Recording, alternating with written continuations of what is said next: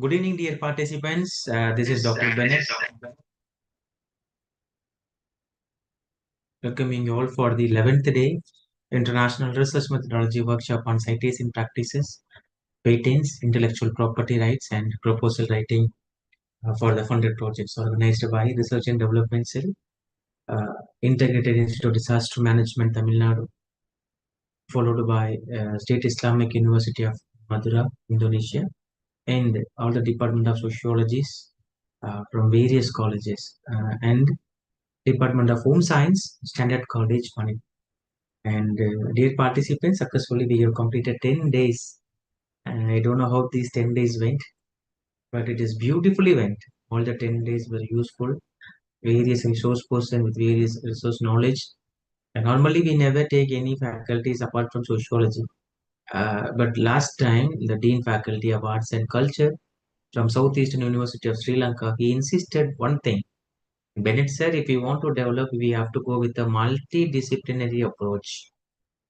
So we have just give a try, but we have succeeded there.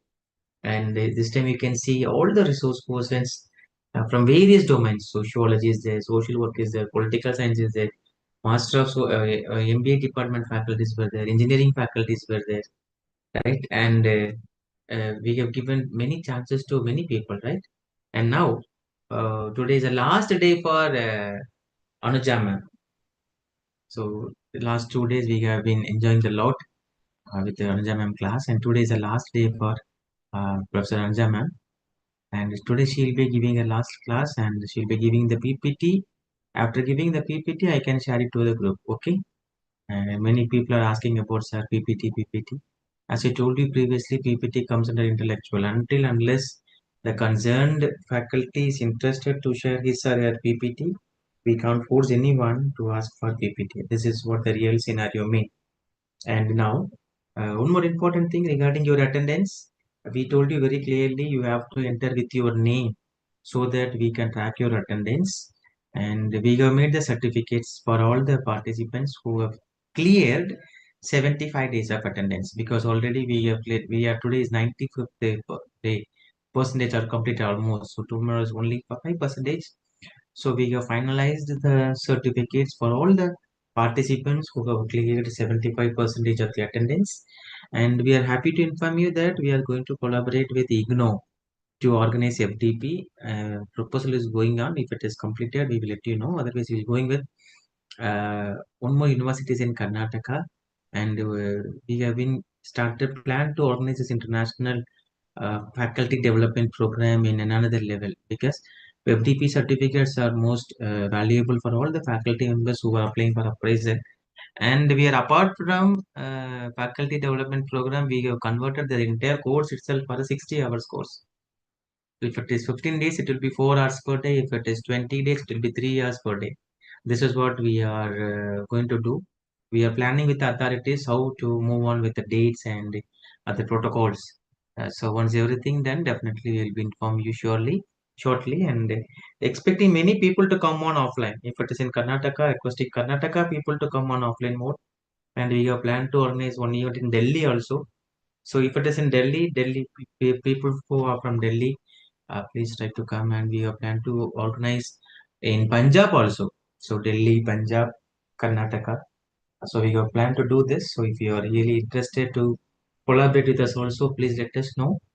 We will move with the final one. And today we have our resource person, most expected Honorable Anuja ma'am from Good Gay Consultancy Services, and she'll be having delivering her lecture today. And today is the final day for her, and we will congratulate ma'am for her what was it patience, because sitting in front of a system or a laptop for 2 hours, it's a big task. And also she used to sit in front of a laptop and she used to give us some works. And we also, without any hesitation, many of the faculty members, participants have responded to her. So when I was checking the group now, we are very happy. And yes, without much delay, we will directly hand over the session to ma'am. Ma'am will take the session. And YouTube live also there. As I told you previously, we won't log YouTube videos. We won't log as like other departments, other agencies. We never log, and we never earn even single rupees from YouTube. So whenever you want to listen the class, whenever you want to take notes, you are most welcome to take notes. Okay. And now, without much delay, let me invite our resource person for the day to take over the session. Over to you, ma'am. Thank you. Thank you, Dr. Bennett. Um, Hello, good evening, everyone. Hello again. This is my final day with you all. And so what we have done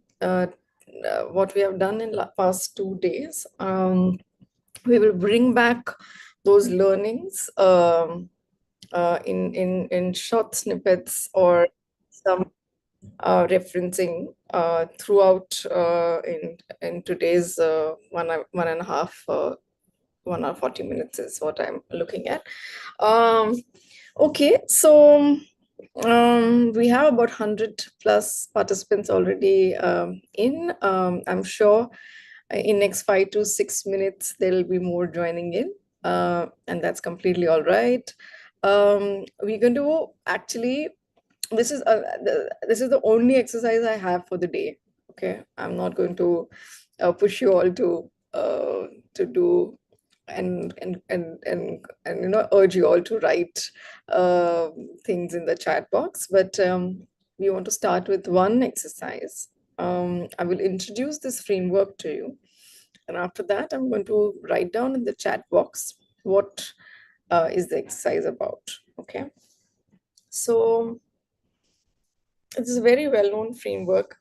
Um, Rohini ma'am has come up with this, and we keep hearing this whenever we get to meet somebody who really uh, believes in what she says, or has read her book and has to quote in conferences. There are many speakers who kind of goes like this. So, and it's nothing new, but it is the way she has put it. It makes it very easy. Many of us would be familiar to this, so kindly bear. But it can be a quick revision and reiteration in understanding what we stand for and what we here in India kind of look at these three pillars. So first one is Samaj, society. It's a foundational pillar. It's collective power of citizens. And it is this pillar who actually holds the other two pillars, which is Sarkar and Bazar, which is government and markets, accountable. Second pillar is Sarkar, state, national governments, it could be quasi bodies. They are responsible for um, they're responsible for providing public goods. Government is also responsible to ensure there is justice. Um, there is an enabling environment for all citizens to thrive. But in the same realm, Sarkar, government cannot solve all the social, societal, or market problems. The third pillar is Bazaar, which is market. It drives the economy. It is the engine of innovation. It is where growth lies. It is where employment lies. It's where development lies. It's where the measurements of GDP it kind of sits. Um, it it is driven. Markets are driven, as we all know, is driven by profits and not necessarily uh, by the lens of social justice or by the lens of societal development. Not always, not always. Sometimes, definitely. So what we want to do as a short exercise, we'll spend about 5 7 minutes doing that. What I want you all to actually think when you look at, so now also think about agencies around you. So if you're an academician, where will you put your college into? Okay, and which of the three pillars would you put your college into?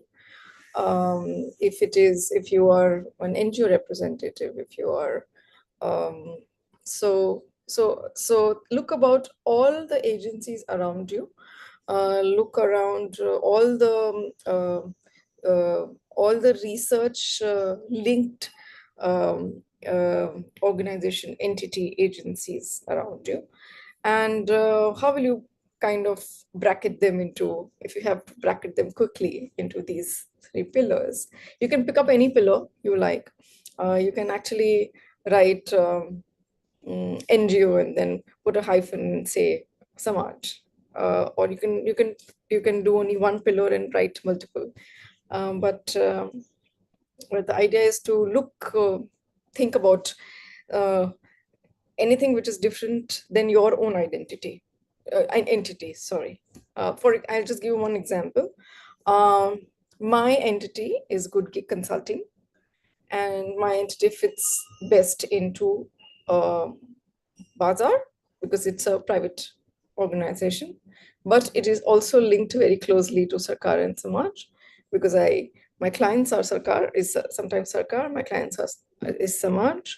My work I do is very linked to social justice and social change. So, but my entity it comes into Bazaar. Yeah. So if the group can think through and give different examples, you can look at the chat. I would encourage people to give different examples. Somebody who has written something, I would encourage you to think something else over and above what the chat says. The chat is open. We'll take about 5 to 7 minutes for this exercise and then proceed.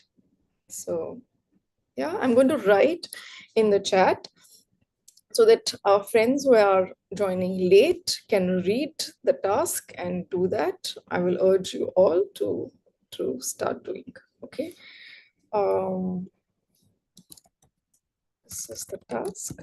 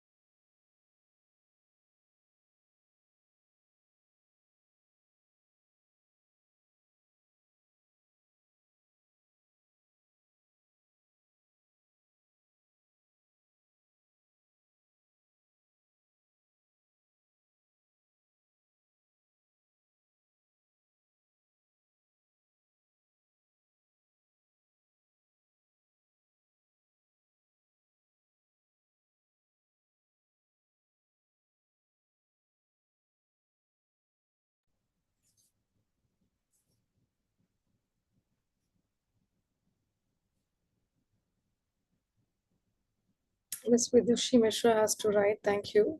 That's very correct. I would encourage others to please share your thoughts.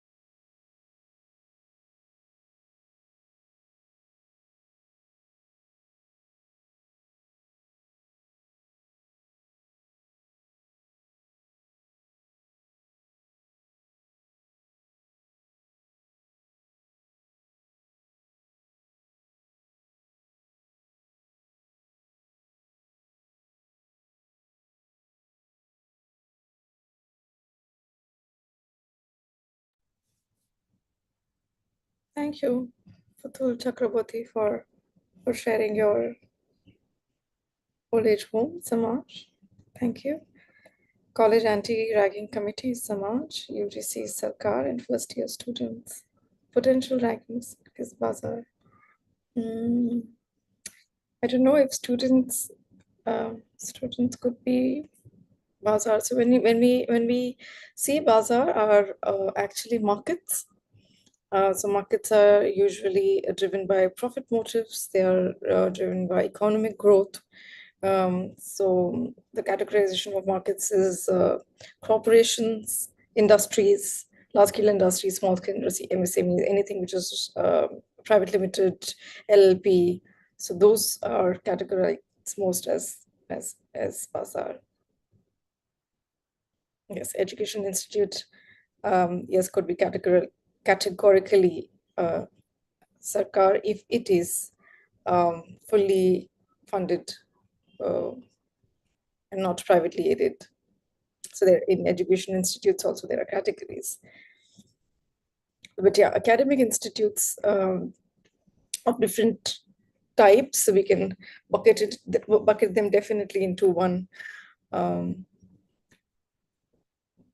big bucket of in the social ecosystem, certainly.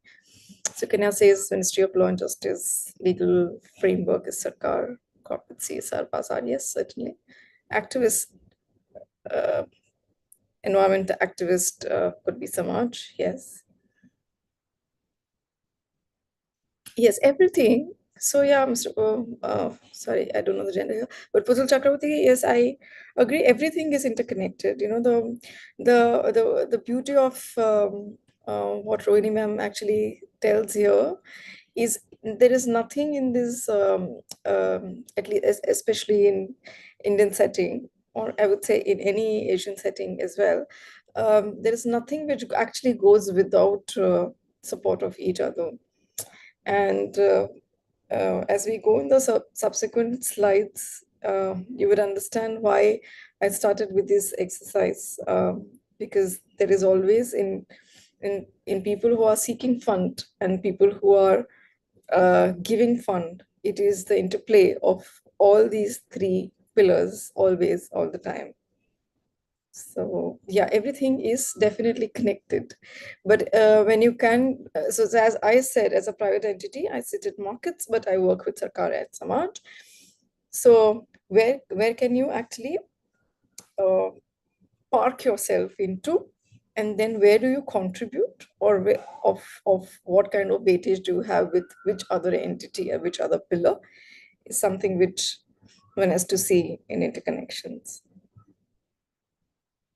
Okay. Thank you for sharing your thoughts. I'm going to go to my next slide. Um, so this is the next slide, okay. So this is the social impact ecosystem. So when I say impact, so now this is something which Impact is very broadly used.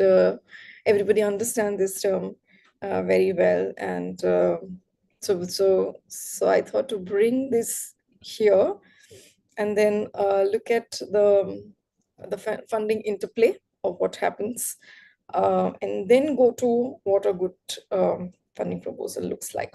Okay, so when you look at the social impact ecosystem, or the social change ecosystem, who are these? This what you see in boxes are the players, and the biggest one we all know is government.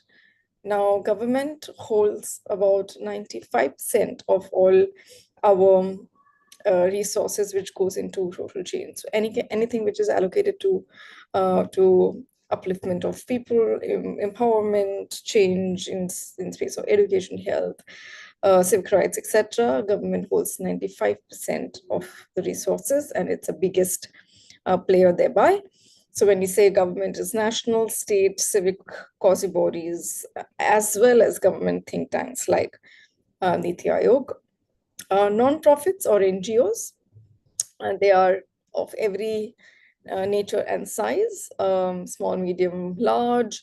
And when I say nature, someone who works exclusively on environment, someone who is dedicated their lives in changing lives of other children or women, or there are or health.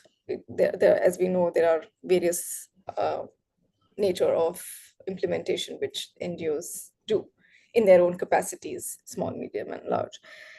Investor and funders. Now, these are impact investing bodies, like there are large bodies like Omnia Network or Avishkar Capital, who looks at intersections of government, nonprofit, CSR, and they get into thematic investments of say adolescent health or climate change and others, and they usually have consortiums of people getting together. We have community. Now, community are right holders. These are the people whom we work for. We all others who work for social change have always community at the center. These are the the last mile population, those underprivileged populations who we want to reach out and change their lives. Businesses and corporations, this is classic bazaar, the markets of businesses and corporation. This is also where the corporate social responsibility sits. Corporate social responsibility is fairly I wouldn't say very old, but it's now 2014 and about a decade, and they constantly revise. There is always constant revisions which happen with how much percentage of net profit needs to go for social change. We have academic institutes like where you all are from, the colleges, institutes. Some are affiliated, some are private, some are government aided, all different type. There are some are private as well, colleges. Um, Regulatory bodies, somebody wrote in the chat, regulatory bodies. Now, these are bodies like IICA. IICA is a think tank of Ministry of Corporate Affairs. There is a regulatory body called SEBI. We also have a very important player, and this is an area which is constantly growing especially in Asia and India, which is family offices. Now, these are philanthropies which are owned by big philanthropy organizations. We definitely know Tata's and Godrej to be very old family offices who have done uh, uh, and Premji office as well, Azim Premji office as well, who have done a lot of philanthropical work since years in our country, and has been instrumental in social change, along with running big business corporations. However, in this space, as we are seeing, there is also growth of new philanthropies which have come in last decade, and this is that one space which is growing Uh, and that's what research reports also says. The India Philanthropy report, which has just come out, or How India Gives is another report, which is by Ashoka University. All of it suggests that this is one space for family offices, which is growing in Asia and India. There are intermediary organizations. Now, these are research organizations, think tanks, strategic advisory firms. Now, these are organizations who work with other social others in the social ecosystem. There are also aggregator platforms. There are like Give India. There is Donate Card, Keto. Now these are donation. Some of them are donation platforms. Some of them are aggregator platforms where people can get together and give it to a cause. And then further, the platform gives it to the right kind of organizations who are working on ground. So why we are saying why we are looking at this ecosystem is it's for a reason that all of it there is an interplay when it comes to giving money and taking money. So what we are actually discussing today is how impressively we can make our research proposal or proposal to make sure that whichever whichever door we want to knock in this ecosystem, they get our point. It is convincing enough, and you make your case, a strong case. So yeah. So yeah, this is what I was actually talking about. Government is actually the primary funder in social sector in India. You see 95% of the public spending is done by the Indian government, state government, which approximately looks at about 25.7 lakh crores annually to the social sector. In compared to that, private giving is just 5%. So all other sources which you look at, uh, corporate social responsibility, family philanthropy, ultra high network individuals or high network individuals, or retail giving, they all kind of puts this bucket goes into the remaining 5%. So what does it mean? If government is the only giver, should we stop looking at the others? No. India is a large country. We have great amount of social issues. About 90% of the population is still um, not earning enough to uplift their lifestyle of or the way of living. One big illness in the family can get them into a debt situation. So there is a lot to be done. There are a lot of opportunities which constantly exist. If there isn't enough concentration on capturing what government does, there is also enough which could be captured in the space of private giving as well. So how does the government spending look like? There is a large portion which goes on education, which is growing at 12% CAGR FY21. We have a good percentage for healthcare as well, which is also a fast growing sector for the government to invest, especially post COVID. We have food security. A large bucket goes to securing grains for under the PDS system or the Pradhan Mantri Garib Kalyan Anna Yojana, which is a big portion of food security especially at the rural level. We also have rural development and housing, which takes a big chunk. Over and above, we have the electricity mission, which is I think it is the national Ujjwala scheme or something like that. Yeah, so these big schemes also then take up a big bucket, where the government spending goes. So, so I was just talking that why is this private funding important? Even if it is 5%, it is considered to be quite Catholic. There is innovation, less private funders like Edelgate Foundation who often takes a risk for new models that government may not be ready to give. Sometimes government have their hands tied. It is private funders like these who would kind of get into newer areas of investments. There are newer areas like climate change where organizations are investing into. There are areas like adolescent health where organizations are investing into. There is growing area of mental health um, where where organizations are increasingly getting into, where you might see that government do not have that kind of resources parked, or do not have those kind of specific schemes or priorities there. So the point being that all of these which is there in the ecosystem, all of them, they kind of play their role. And as on the other side who's writing proposals, we need to be mindful that who is going to listen to our story most interestingly, and who's likely to give us the support we need at that particular time. So yeah, this is what I was saying. There is still a lot of gap which exists, despite this being a massive investment in the social sphere.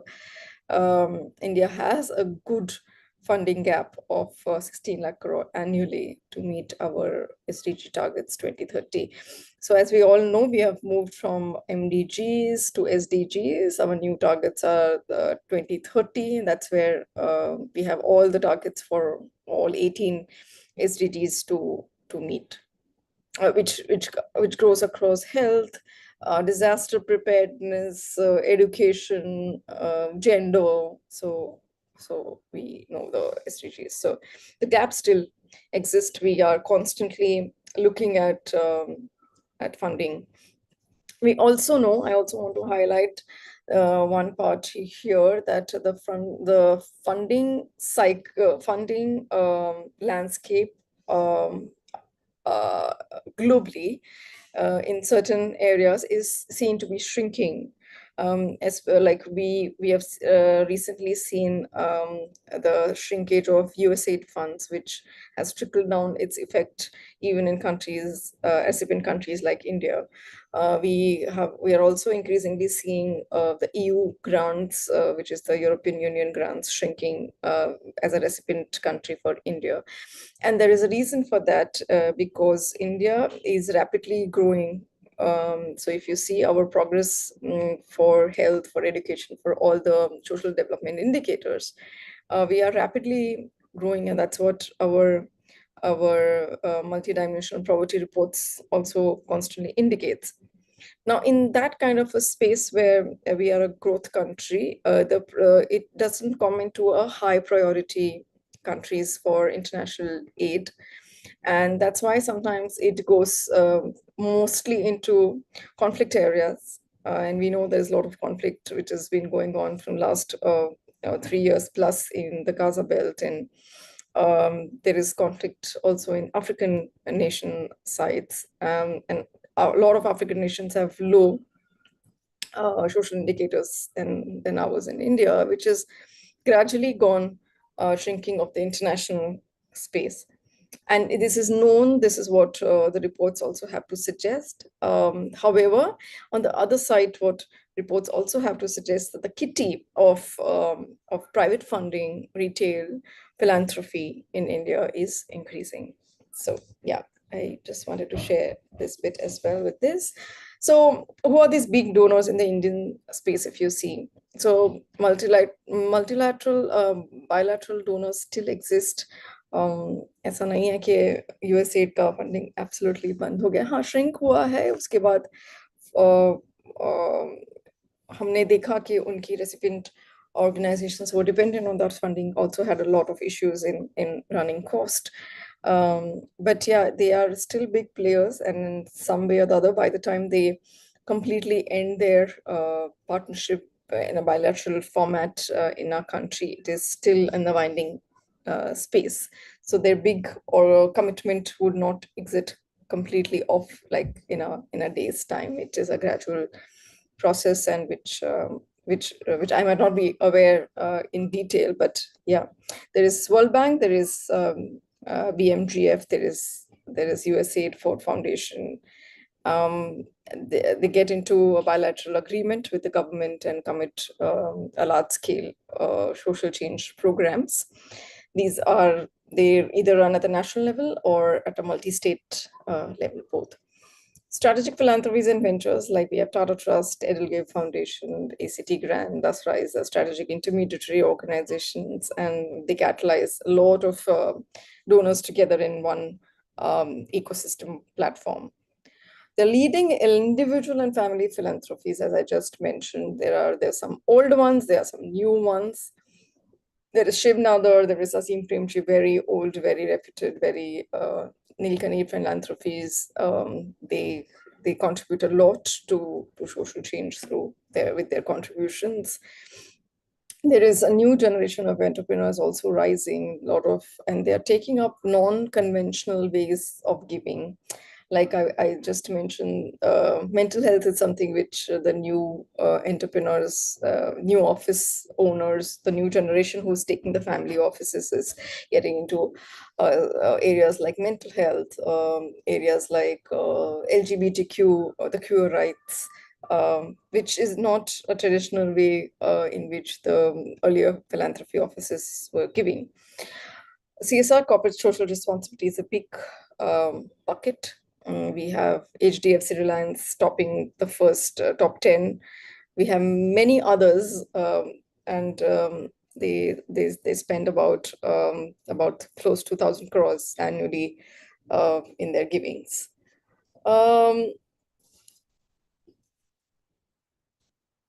Okay, so in the social research space, who are the people who submits uh, proposals? Like um, I submit proposal all the time, and research proposals. So who are these entities who actually um, uh, can bid or can submit their proposal? So when you look at types of organizations, of course, academic organizations where you all are teaching, the IITs, NITs, IIMs, the private institutions typically need valid recognition, either UGC or AICT. See, every entity who is actually giving the proposal, it goes without saying that the entity requirement is extremely important. Now, in non-government or voluntary organization, there is registered societies or public trust or a Section 8 companies trust. That is where you need to be registered these days. It's a government requirement to be also on the Niti Aayog Darpan portal. Along with that, all your bank accounts, etc., which needs certification, which needs audits, which needs clearances if it is an FC, which takes foreign grant. So all of it, along with that, needs to be into a compliance done. We have companies, MSMEs, PSUs who often bid for large scale projects. We also have consortiums. We see consortiums of individual consortiums of companies and MSME who gets together and gets into a heavy when it is a large scale bidding projects. Do people like faculties and scientists or research fellows can apply? Yes, they can. There are always scope of applying it individually as a researcher, as a research fellow, as a student who are applying for doctoral theses or any kind of private fellowship or scholarship. There are also CSR grants who get into yearly scholarship or a multi-year scholarship program, which who gets into those realm as well. As I said, there are collaborative groups, there are partners and collaborations who get together. Usually there's a lead agency. It can be an academic partner, it can be a think tank partner who takes technical responsibility of routing the grant, and then you have other partners associated with the lead agency, and that is also the way in which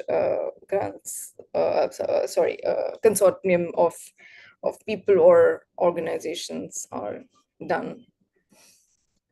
So next few slides, we are going to look at what is an expression of interest and what is an RFP. Okay, so these two words sometimes they are quite used interchangeably. They are also um, not well understood um, while we are putting our proposals together.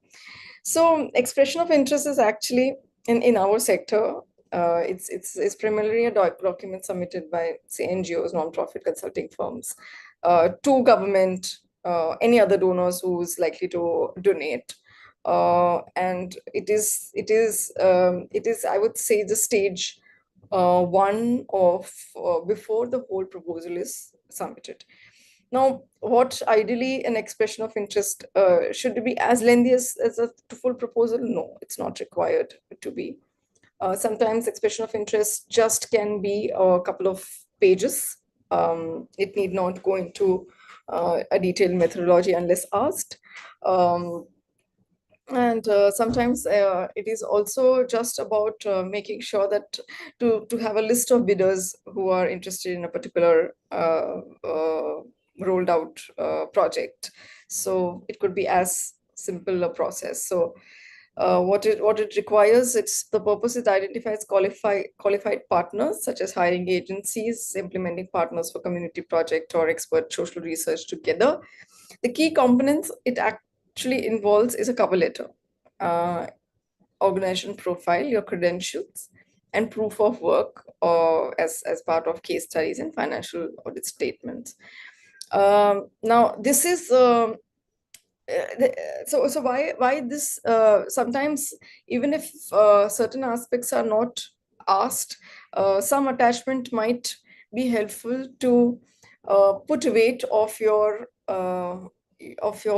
entity. For example, if I have a short deck of about 10 slides as proof of my previous work, which I can just attach with the expression of interest. So, with a possibility that the person on the other side is likely to look at attachments, I am having that chance to showcase my previous work and thereby having a chance to increase my possibility of getting shortlisted. So focus areas could be any in social sector financing, education, it could be any, but how is it different from proposal? It's much shorter. It is not a full proposal at all. It is rather focusing on how relevant or how close are you in terms of getting shortlisted for a particular project. You know, it how close are you um, in terms of being the right fit for the a particular project. So yeah, this is what I just said. You look at different goals, scope, budget, timelines, and it's something which is transparent for selection of partners. It usually EOI comes much before RFP, and then when you take on the EOI level, then the RFP stage starts. Sometimes there is no AOI level at all. सीधा RFP का निकलता है. So what is RFP in social sector? It's a formal document which invites contractor vendors to submit their bids in detail, and it is taken out by the buyer. So when it is buyer, it could be government, it could be CSR organization, it could be another academic organization is looking at another. Like if you are an academic organization and you are rolling out, then you are the buyer here. And why are they rolling it out? Because they are looking for external support and they lack internal support to execute a certain project or plan. Yeah. Now, who issues RFP? Government organizations, the federal, state, local bodies are most frequently use RFP. And RFP is also done to ensure there is transparency, there is enough fair chance given to everybody who applies, there is no favoritism, and the taxpayers' fund is spent fairly. There is in government bid floating. There is also strict criteria. The certain entity who has been given contracts in a certain way cannot be there for the next subsequent years, or there are much more filtering criteria associated with it. Non-profit rollout RFPs to find out to do specialized tasks like evaluations, or sometimes it is infrastructure repairs or community outreach or any kind of media campaign if they want.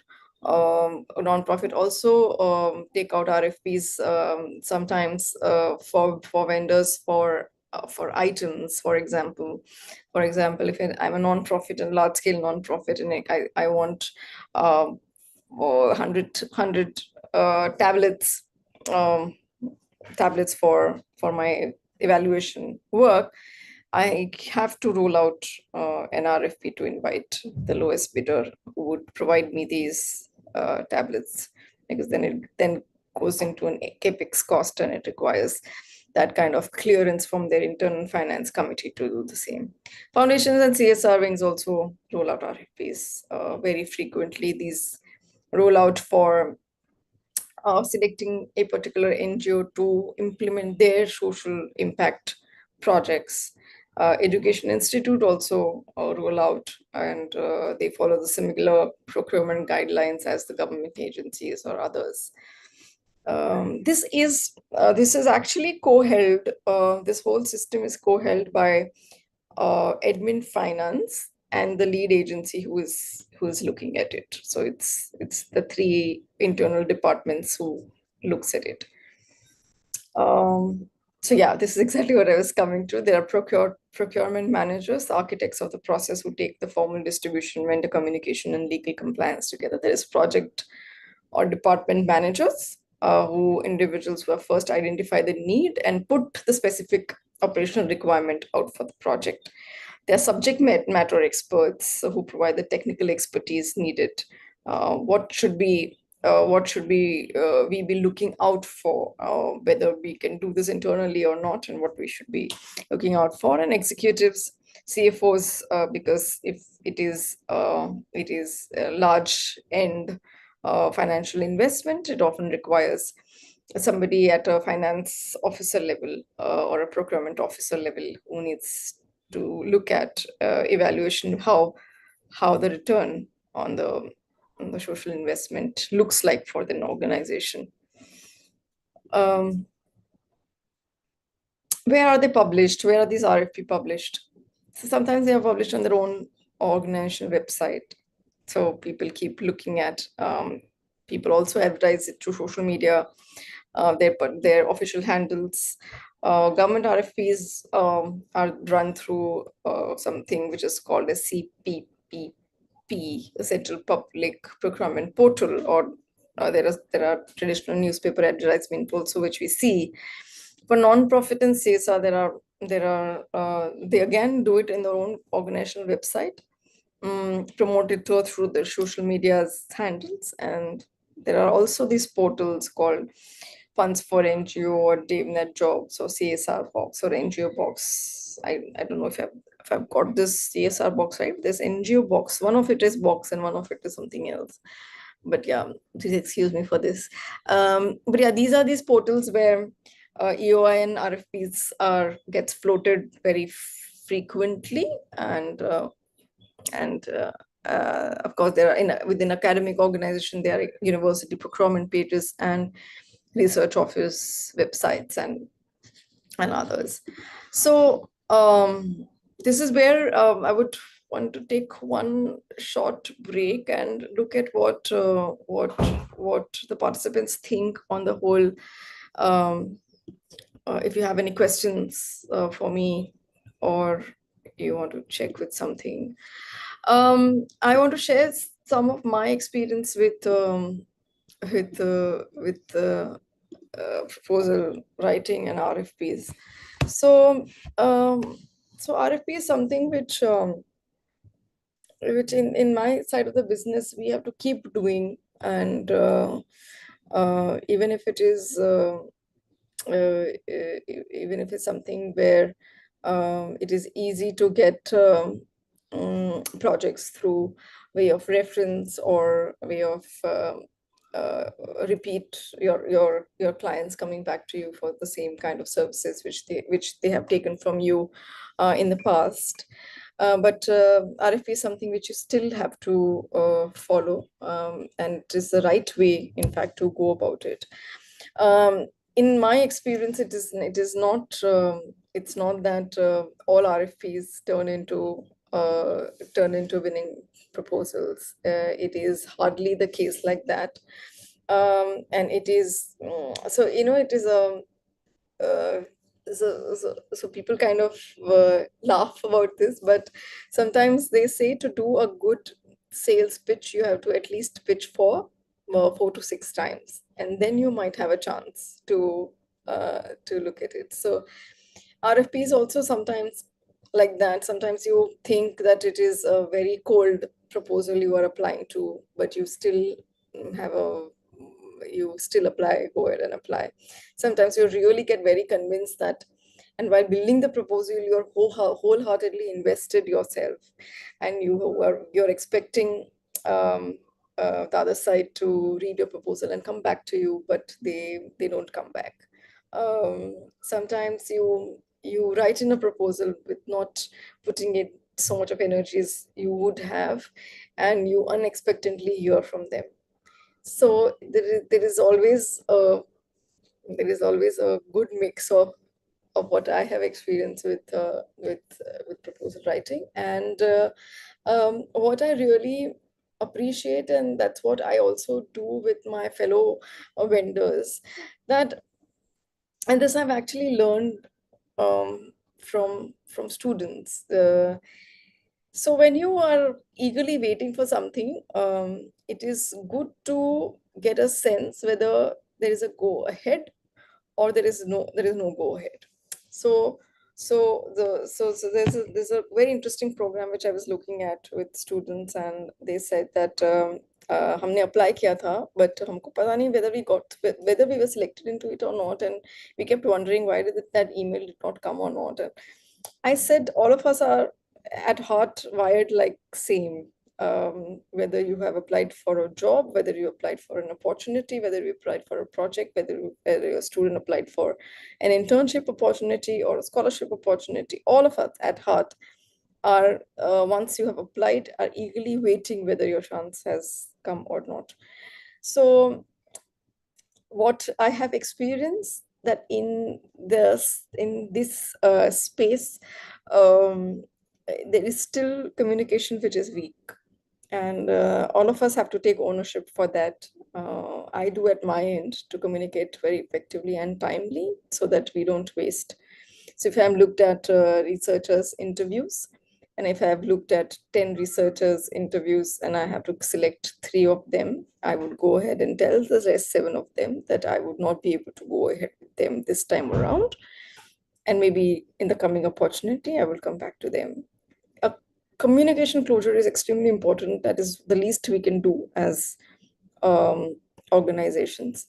And there is also and what I also experienced, that to an extent international grant proposal or international organization have the strict protocol of doing this communication very well.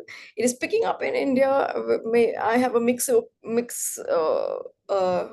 reaction to it. Sometimes people do, sometimes people don't do. So yeah, it's a good mix.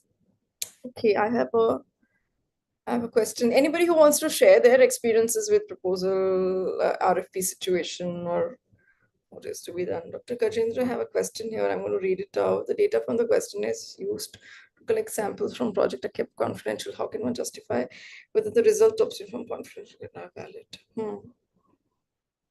Yeah.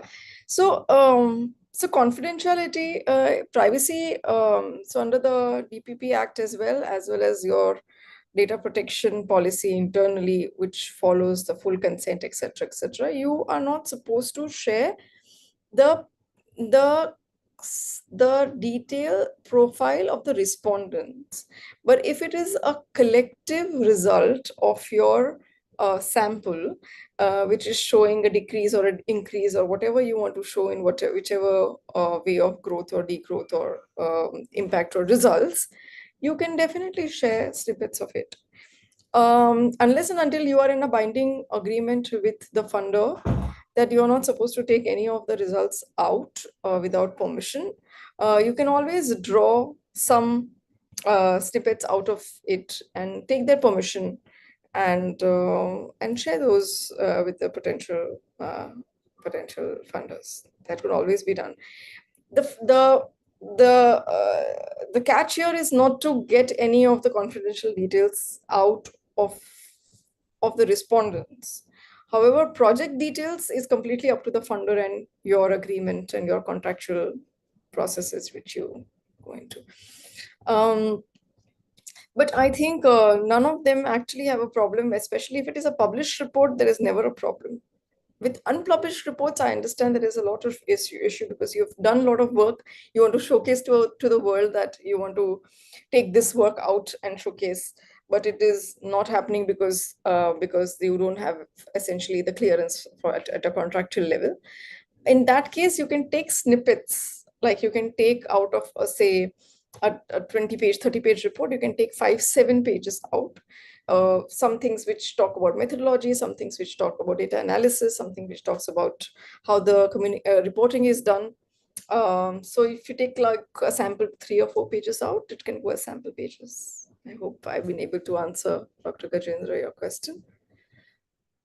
um, yes, anybody who wants to share about their experience with RFPs and what all you do at your organization level? Do you roll out RFP? Do you respond to RFP? What is the position you are sitting currently?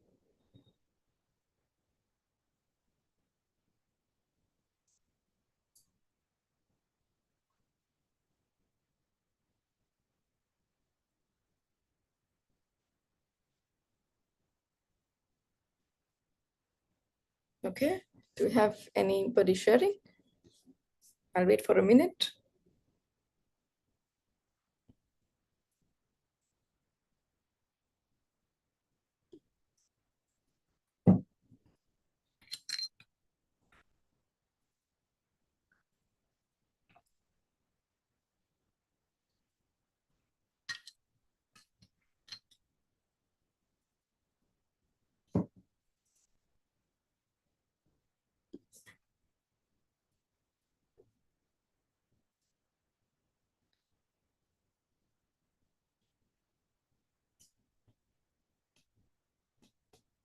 Okay,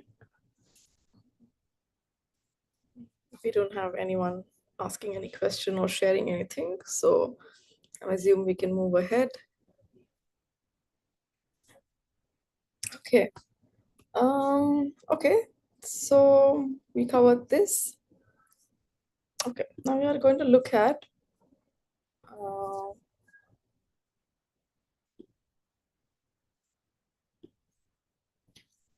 we're going to look at the key components of proposal building. So in our head, we're building a winning proposal, and what are the key components of this winning proposal? What it could look like. So what I've looked at is generic proposal components, and also looked at the template which is followed internationally in the subsequent slides. So which is not too different from what we'll see in detail, but we can look at that as well.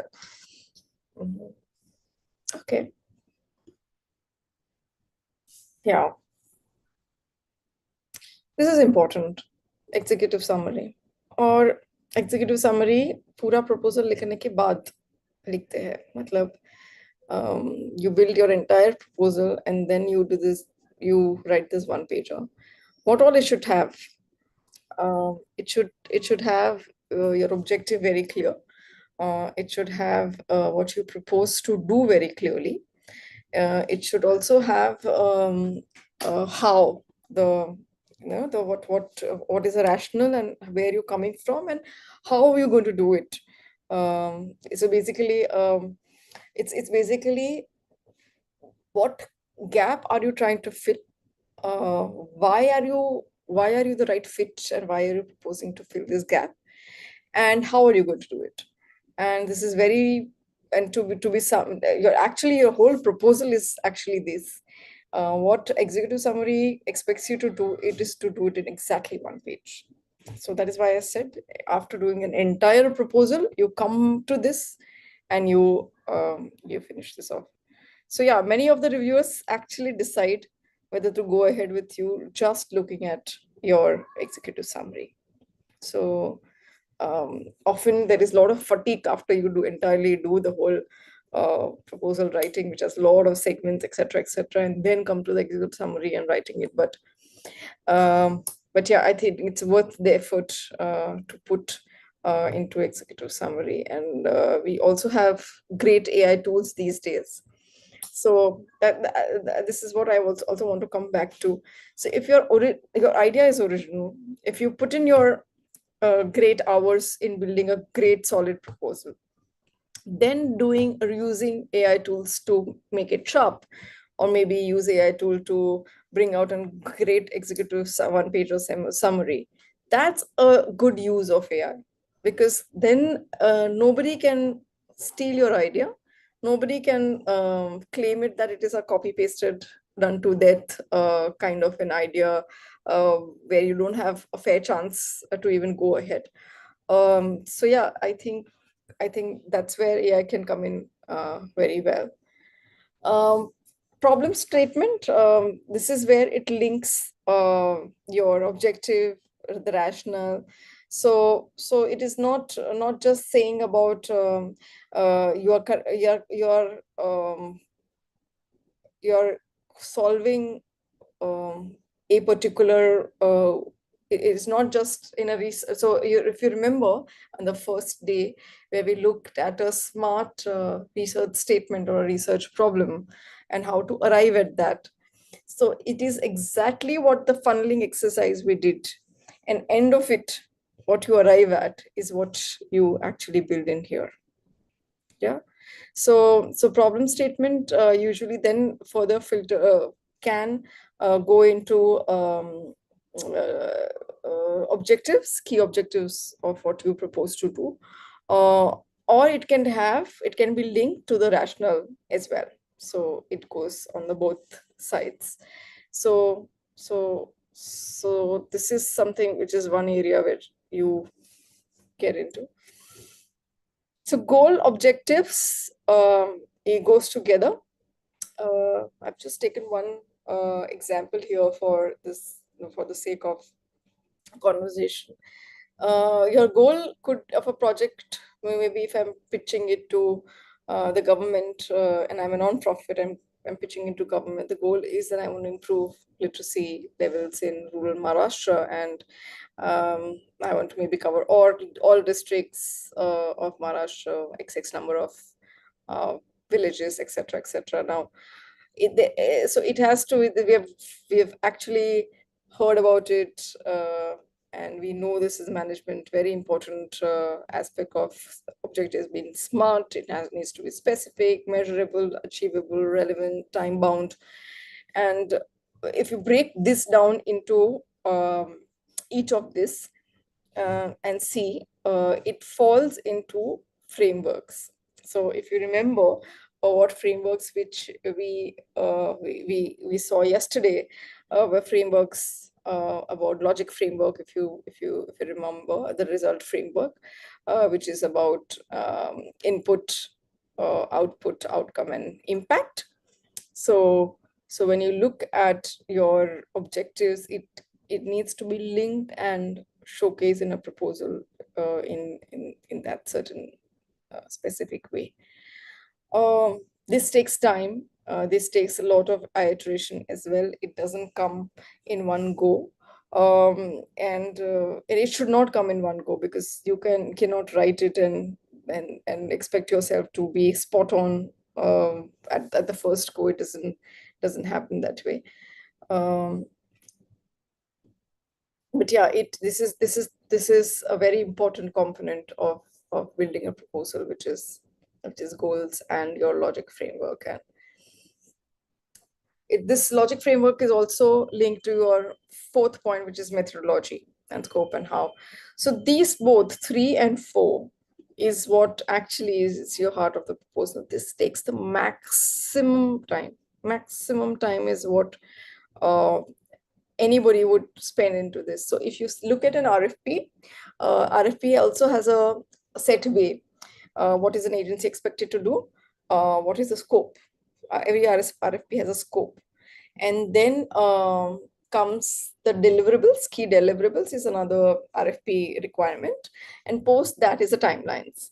So scope is where, in an RFP, scope is where these 2 points, which is 3 and 4, actually answers. This is where you need to pay the maximum attention to.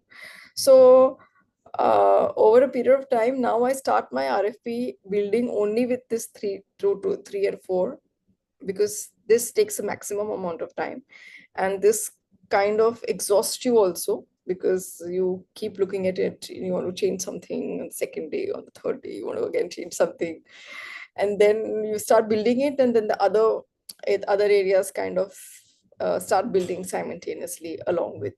So yeah, 3 and 4 is absolutely important area.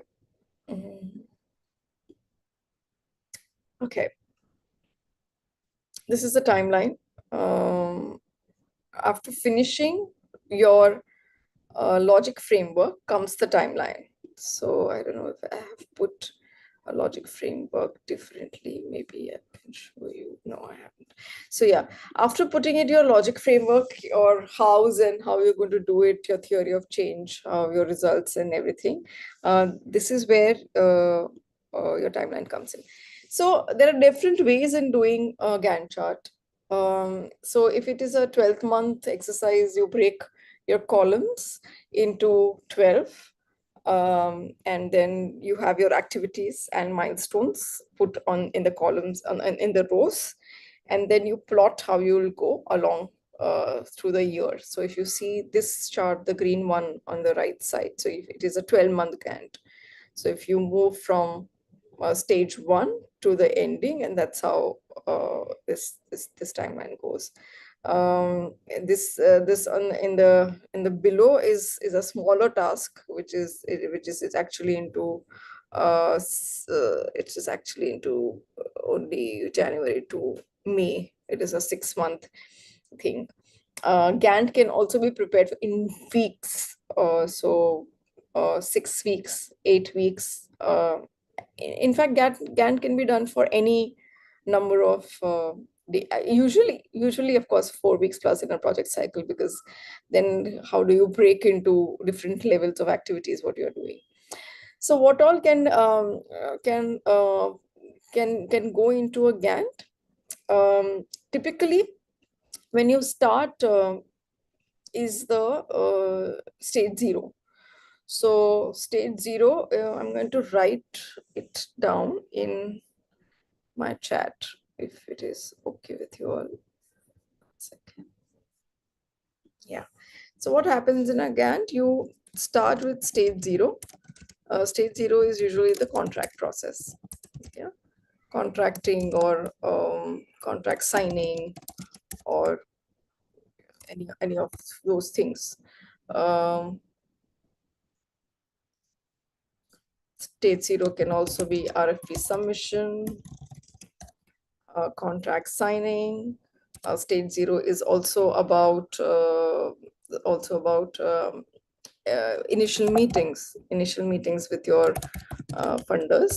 So these are initial meetings or telephonic conversations or any of those video meetings or whatever clarification meetings which have gone right. So this is all which comes into stage 0. So ideally the project hasn't kickstarted yet. This is all you have done in order to secure the project. So that's why I'm saying okay, ideally this is all which happens at stage 0, and it is good to put this in Gantt. Sometimes what happens that the project cycle approval aane se pehle, the party expects you to start working, but then you have to look that the contract papers haven't come in, the agreement hasn't come in. So all these, and the more detail you make your Gantt, the project deliverables, and your project management matrix, the more you're able to control at each stage what you have to do. So then comes the agreement or the contract signing. This is where your actual kickstart of the project happens, and you can name it stage 1 or initial stage. Then comes your whole stage of uh, desk research or document analysis, uh, or it comes as again initial meetings with the team. uh, that's where the next step is. This is also where when I say document analysis, this is all the documents or internal documents which you would have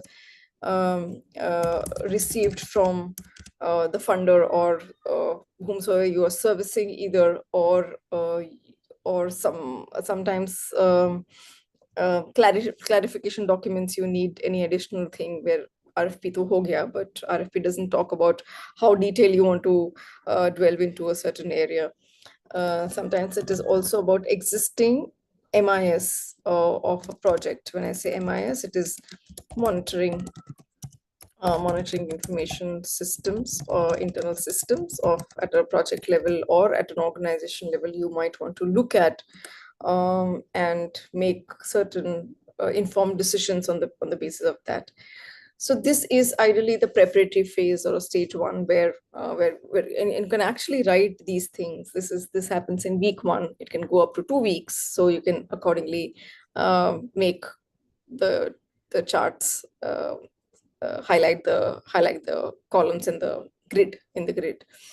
Then after that, there's a stage of, if the in stage 0, I think anything which requires IRB permission can also go into stage 0. It cannot kickstart, a project cannot kickstart without an agreement and of IRB approvals, etc., etc.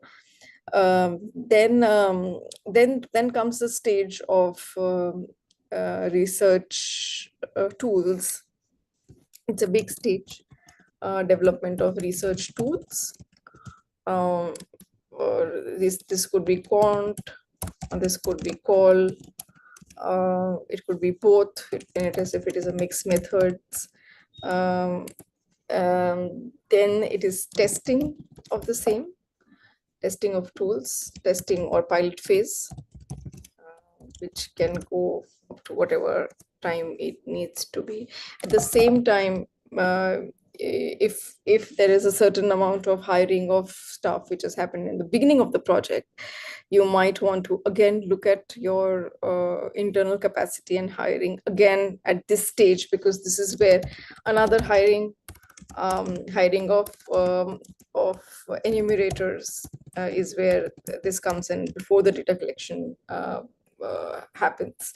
Um, uh, Research investigator. Uh, so this is where all of this happens. It can go parallelly in this particular stage. Then, of course, is a big stage of data collection. So data collection can be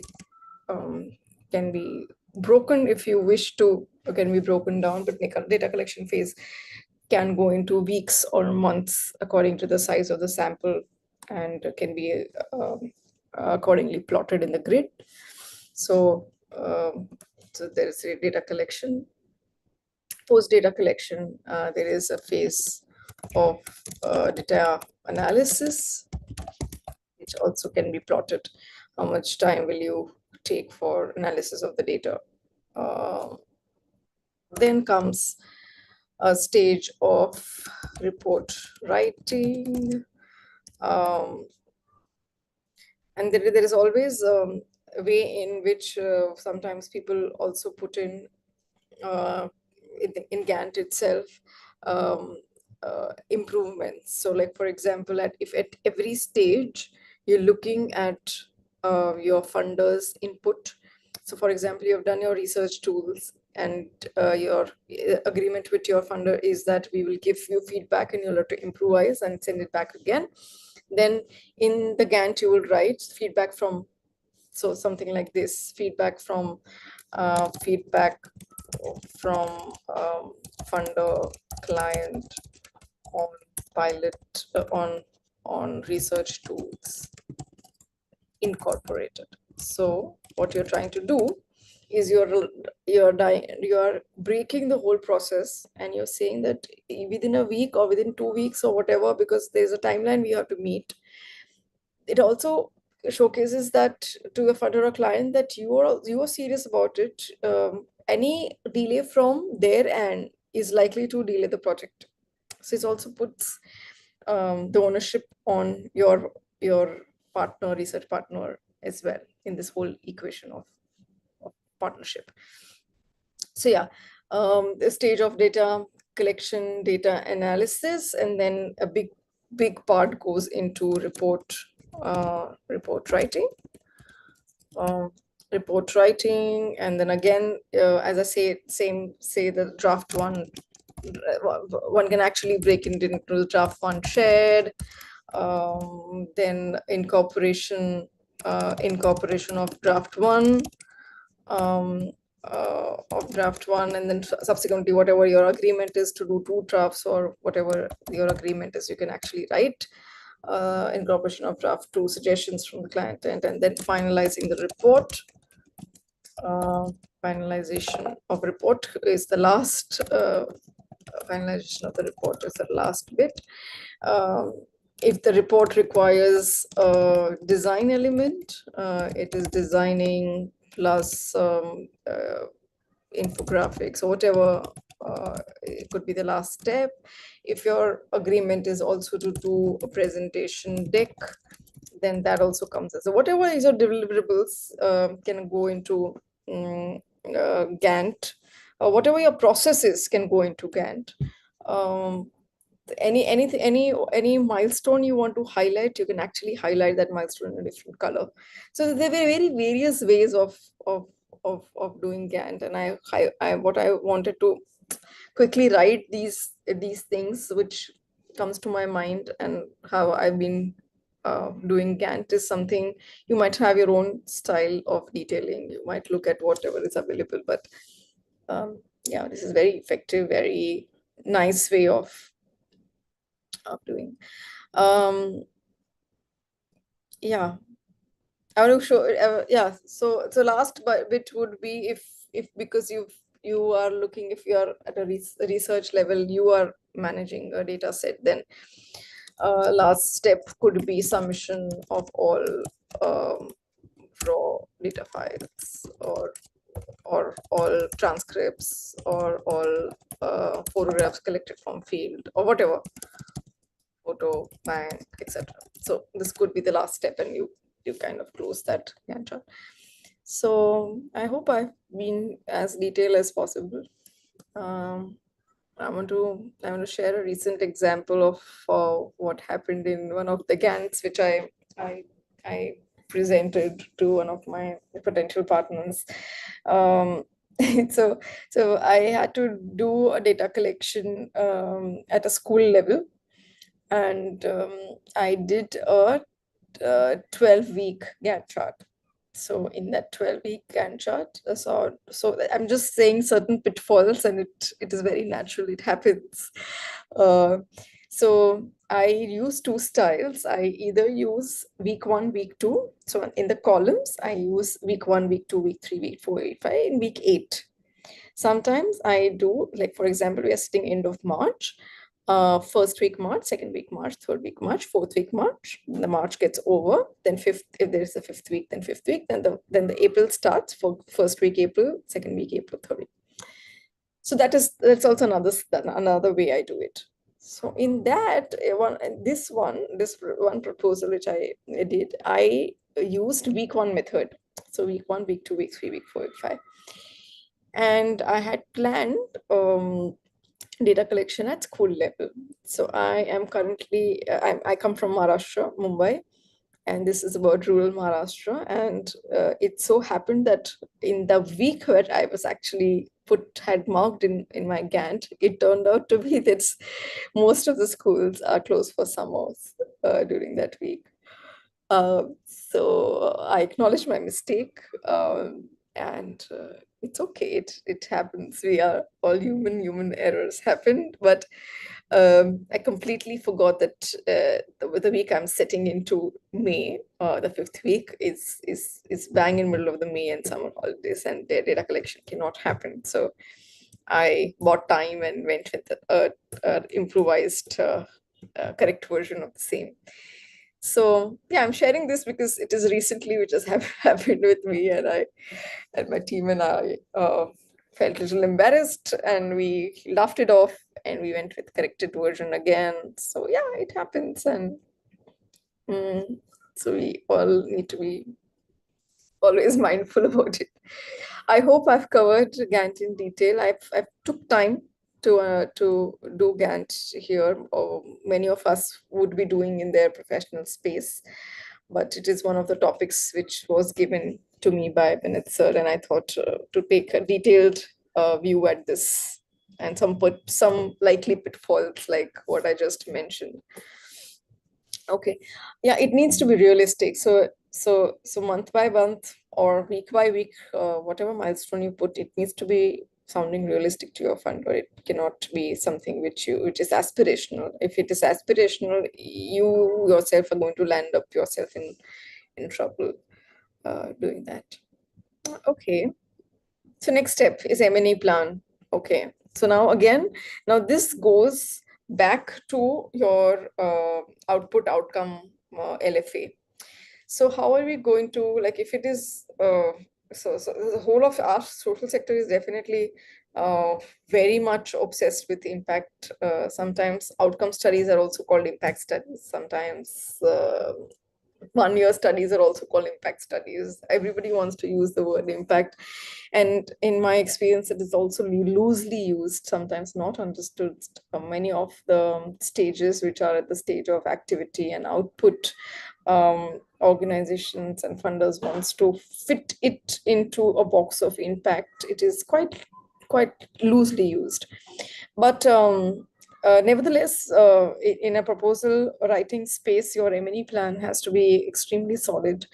It goes to your framework, your output framework, your logic framework, and it has to connect to your input activities, output, and outcome spot on. And M&E plan is something which funders will look at it. How will you make sure that you also measure it? So if you're an implementing organizations and you've secured a funder for implementing a project, how will you constantly measure it? How will you constantly report it? How will you constantly also have third party done to make sure that you're on the right track? How will you start, say, before kicking start? How will you do a baseline, a midline, end line? How will you, with whom will you do it? Will you do it an internal process? This is also a big component of technology which comes in with M&E plan. So a lot of the data is captured and maintained in tech-based platforms. So how is yours securely maintaining, and for the particular project, how will it be maintained? So those are the things which get captured in the M&E plan. Budget and financial justifications. Now, this is something which is this is where things break or make a lot of times, and there is there is if you have a fair idea that what is the ballpark budget, it is easier to build a budget, frankly speaking. But when you don't have, you have to actually, it's what we just spoke about in terms of Gantt budget, as detailed as possible. You are likely to get it as accurate as possible. That's what my experience of budgets has been. So what are the key breakups of budgets? Of course, there is direct cost. So when you say staff salaries, those people who are engaged in the project, again, those needs to be broken down pretty well. So if your principal investigator's cost is different than your enumerator cost, or your lead researcher cost is different than your assistant researcher cost. Um, Again, if your if travel is required, travel needs to be broken into different modes. Also, it needs to be broken into days. It needs to be broken into, if it is city to city, intra-city, intercity, different modes of transport within the city. People usually forget the airport transfers, or from railway station to the site transfer cost to build in, especially if you have a large team going in. So those cost, and travel buffer costing is always something which is good. Direct cost also requires your hiring cost of any of your tablets or any of your equipments which you use, or you need to buy, maybe, if you don't have, buy, and if your funder is okay with you doing those costs to the company. Indirect cost is something, yeah, this is something which is not usually taken pretty well, and these are partial cost which you can build it into. It usually doesn't go, in my experience, it doesn't go above 8 to 10% at all. If it is a large project, if it is a generous funder, it can go up to a little high, where they know that the project team sits out of your office in that space, if that is something in agreement. Um, so sometimes in a long-term project, like a 3-year project, or like a for 5-year project, where the funding, what happens when the funding stops? How will the project sustain itself? Other questions, if it is categorically asked in RFP, you might want to look at those areas as well. Otherwise, budget is something which then goes into two major aspects, which is direct cost and indirect cost. As Gantt, as I am again mentioning this, that as detailed your Gantt is, as detailed your project management snapshot looks like, as detailed your budget is, um, it's most justified way of transparently showcasing to your funder that you have this is where you plan to do this costing. And yeah, there is a lot of other aspects in budgets, like if there is a printing cost, if there is any kind of cost which you're likely to incur on field. Just like, it's just not about travel, it's also um, about about the incidental expense which happens on field. You might want to be noteful of that. And so usually what my experience is that in breaking, so if you have like a 5 enumerator team, if you break it down and give it, rather than lump sum figures, for example, training of 12 researchers and a figure like that, it could be, I could say 70,000. But when I break that research training into further components, that I need a training venue, I need to, when I call these 12 researchers for say about 6 to 8 hours, I need to give them meals. When I have an technical expert coming in and talking for these many hours, I need to pay the technical expert of a consulting fee. So when I talk and break my training cost into these, it is likely to be your funder then looks into these costs as justifiable cost rather than looking at just a lump sum 70,000, which might have questions in their head. So again, as detailed your costing financial budget is where the whole game is all about, and you will look transparent if you have more details coming in. Okay, so this is eighth component, again, a very important component of proposal is organization capacity. Um, so this is I would say this is where you actually sell yourself. It is the USPs. It is why do you think you're the best person or the entity to do this? What is the previous work? Relevant work. Sometimes we kind of put every kind of work inside, that whatever you've done in the past, you put it inside, whether it is relevant, non-relevant. That's not the best way to do that. You need to put relevant work inside your proposal. Sometimes the number of pages of proposal is fixed, so do it in 12 pages or something. In those cases, it can be a different file so that you don't bulk your original proposal document, and you kind of have a supporting document. If there is a possibility, you can put all your projects in a drive, and in the same proposal, if it is 10 pages, you can share the drive, the link to the drive, and then the funder can look at that. So all of those different combinations according to the size which is asked these days, that's a requirement that you need to send a 10-page proposal, or not more than 15 pages is what RFPs also do mention sometimes. So yeah, to also detailed CV of principal investigator, project heads, etc. is important. Legal registration is extremely important. What kind of registration? Or it's the NGO, Section 8 companies, private entity, your registration papers, your registration certificates, your registration numbers, whatever your government filing is accepted. So all of it is important. So over a period of time, when you do a lot of proposal writing, this is something which becomes a ready section of a proposal. It is something which you can just plug and play. This is one section which is always ready, and then you can uh, tailor make it a little according to the other proposal, especially the sharing of the relevant past record.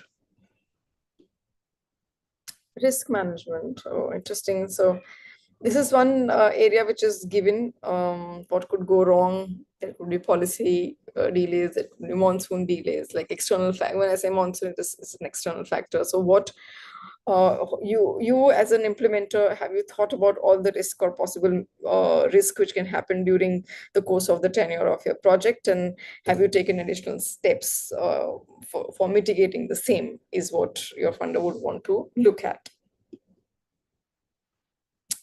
So yeah, this is not very different, but I'm going to also run through this, what core international template looks like.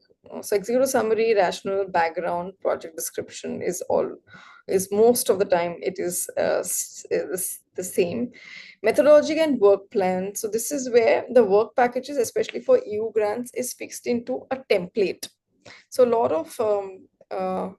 of European Union grants or UN grants, they have a very set template in which you need to write.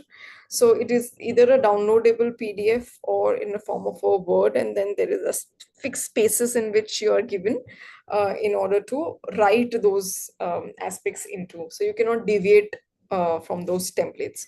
It can be sometimes limiting, sometimes it is enough. It depends on how much you want to input into those areas.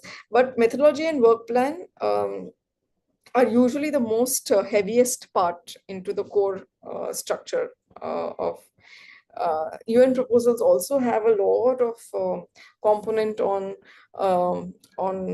registration, on the structure, on each of the partner or consortium, the roles which each of the partner would do. So monitoring, evaluation, management structure. So largely the the names might be different, but but your meat of the proposal would then fall into methodology and work plan, and your structure till about management evaluation. Rest of the other things are quite like one page or half a page. You can actually finish it quickly. But the bulkiest part is monitoring, evaluation, management structure, and methodology and work plan. Okay, so what are the different common reasons for project proposal rejection? Okay, now, now I want to again talk a little about my experience. Yeah, whatever the outcome is, if we keep at it and keep applying, I think wins do come in. So I might eternally sound very optimistic and giving you all positive vibes and encouragement in going ahead and applying and showcasing your work to the world out there. But I inherently believe that that one should keep be in the habit of applications. And what actually goes wrong sometimes, and these are these red flag areas which, if we are mindful of, it's fantastic. So yeah, sometimes the simple mistakes, and this happens with with me also, because we have to actually read, is it CET, is it IST, what is the last date, what is the last time. Sometimes it's 5 p.m., 5 p.m., 18th March, 5 p.m. IST. So that is where your RFP like stops. Global time miscalculation can also happen, because if it is CST or other time zone, you are likely to miss it. So that's something, small mistakes. Wrong email address, you addressed it wrong. Sometimes bid closing requirements talks about sealed envelope and things like that. Now you prepare the whole thing, okay, and you thought you will send it by email, and when you read it, you come to know that it is the requirement is about sealed envelopes to be reaching their office by XX number of time and date. So yeah, these are all things which definitely happens. Ineligible entity. So if you are if the RFP says that only NGO needs to apply. Now I'm not an NGO, but I've gone ahead and apply. I'm completely likely to be rejected. Um, Something which is out of scope doesn't have an this thing, but it's not a very common error. Yeah, weak project design or research design is something which is seen very critically. Your poor logical framework, theory of change, non-connection between your objectives, input, activities, output, outcome, and impact. There's a lot of problem if you're not able to uh, do a smart way of goal setting and a poor logic theory to showcase. So this is where your make and break of any proposal would go. And third, very important, is financial red flags. So unrealistic budget, very high over cost, sustainability issues which is not taken care of if the project looks at that angle. But unrealistic budget, um, and a high overhead is also a big red flag. That because in their heads, the funder is always clear about what is the boundary in which they are looking at proposals, welcoming proposals. So if you are anywhere not shooting above that, that will be clearly a no. Yeah, so these are also some of the areas, like if there are technical and organizational gaps. If you have, like, for example, I as an entity, I haven't done evaluation projects on climate. And if I am giving a proposal for climate, I don't have anything to show as my previous work. So I don't have the technical know-how to pull off climate evaluation. So I'm not likely to get through. It's a clear no there. In the world of copy paste, it can be easily seen what is your original content vis-a-vis what is your generic content. If you're the team you're putting together requires a specific technical expertise, and you have not been able to get those technical people on board, then it is again a red flag. For example, if it is FPO, farmers organizations project, and if you have not worked with farmers collective, or if you've not been able to anybody who has worked with farmers collective on board as a team member, you are unlikely to get through with just the team who has worked maybe largely in the space of gender and children. And yeah, so that's what I'm trying to say. These are technical and organizational uh, gaps. Yeah, and ignoring some of the other challenges. Okay, so this is where I am done with my presentation, as well as covering everything which requires uh, to go in this day. If you all have any questions for me, or any suggestions, anything which you would want to share, please do so. Otherwise, we can conclude. Um, yeah, but I think for the proposal writing bit, I want to end on a positive note that all of us should be actively looking for opportunities, and putting in very solid proposals, and should be writing well with a lot of heart. Uh, and it requires patience. It requires, and sometimes the first draft comes in very well, and the subsequent days is very tiring. So you kind of have to keep looking at the same thing for a lot of time. Sometimes it also happens in your regular work. You don't you can't assign time for doing creative. Your attention doesn't go enough, and you don't want to spend that enough time. That's also a reality. But but if you know like opportunities in advance, and you kind of start early, that's what I do, and that's working for me. So if the end line is usually like 2 weeks away, I would start doing at least the draft bit on say day 3 or day 4, and by the time I reach towards the end line, my product starts taking shape. So yeah, that's what I do, and that's working for me. I don't know if it might work for you as well.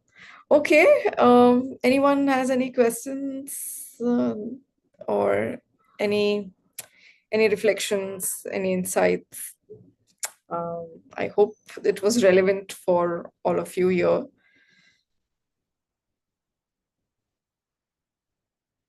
Okay, can you please elaborate? There's a question from Queen Hazarika. You're saying, please let me know about major project. What do you mean by that? Major project in the space of. You'll have to elaborate a little for me to answer you. Mm. Anyone has any reflections, any questions? Can we can we conclude for today, Dr. Bennett? How? Thank you. I also appreciate you giving the feedback. Thank you very much. Thank you very much. Thank you. I've enjoyed the last 3 days with you all, and I have learned a little bit. It's a large group. I would have loved to do this offline, and we would have spent time together and knowing each other better. But nevertheless, I have enjoyed knowing about little bit through the chats which we have been able to exchange here, and it's joy. And also, when I was preparing, when Dr. Bennett came and we spoke, I think about a month back, and though a lot of these areas I do training and I kind of am aware of, but when I was curating this, because the topics were giving to us very much in advance, when I was curating it, I was also going back to a lot of my books, and a lot of my notes as well, and my experiences. So it was a good opportunity for me as well. And the exchange of learning and knowledge is always very productive. So I thank you, this group, and Dr. Bennett for for giving this opportunity to talking to you all for last 3 days. So thank you very much for that. Thank you.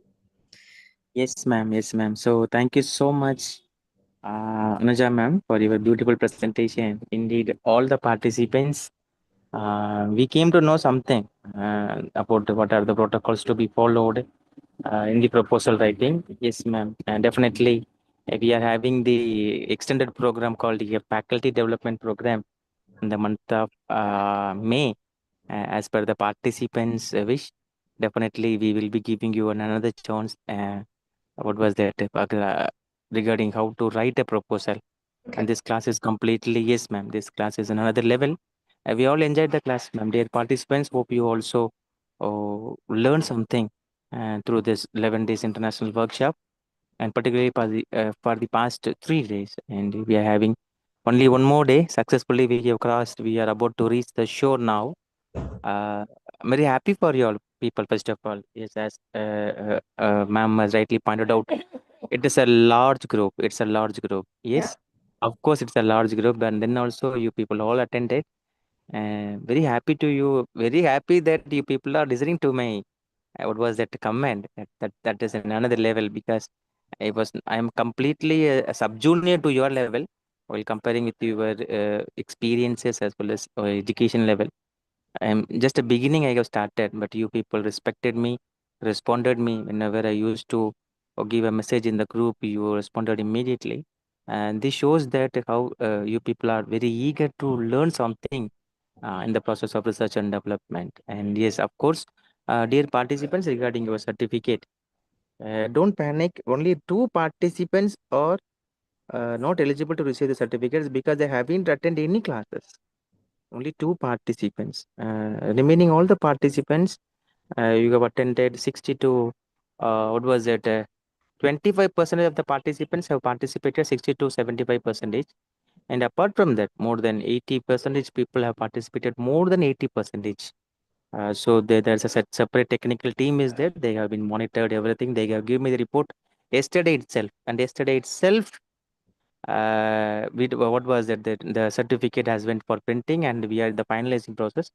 Day of tomorrow or day after tomorrow, we will be uh, give the certificates to dispatching committee. The committee will dispatch certificates within a day or two, because now everything comes under speed post. Now there is no registered parcel. So everything will reach you at within this week itself. You'll be receiving your certificates for sure. Hope you all enjoyed it today, and see you all tomorrow. Tomorrow we have a final session. Come validatory session. Tomorrow session may extend up to 9 o'clock. Tomorrow we have a final session. Come validatory session. So tomorrow session it will extend up to 9 o'clock. This is also for your kind information. And thank you so much, everyone. Good night. Thank you, and all the very best, everyone. Thank you. Bye bye. Bye bye.